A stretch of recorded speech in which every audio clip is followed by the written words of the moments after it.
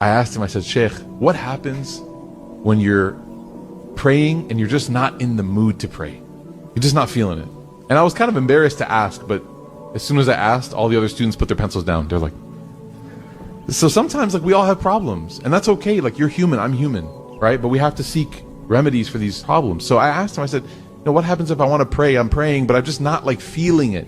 The khushu is not there. I'm barely hanging on. I'll never forget his answer. He said, this prayer, the prayer where you force yourself to get up and pray, might be the most sincere prayer that can be offered.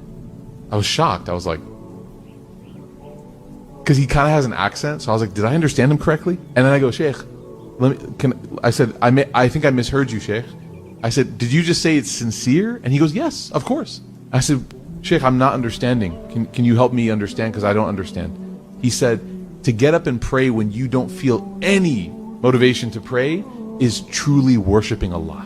It's the truth. That's why when you pray after Allah has given you what you've been making dua for, that's a really sincere prayer. One of my teachers, Sheikh Akram, he said, when you get up and pray in the absence of that motivation, you are worshiping Allah. He said, we don't worship feelings, we worship Allah. You don't worship your feeling. You don't say, okay, I feel like I want to pray, I'm going to pray. No, he goes, you worship Allah. You pray even if you have no motivation to pray. You get up, you make wudu, the water is cold, there's people, you're in public, it's not comfortable, it's not ideal, the carpet smells, you do it.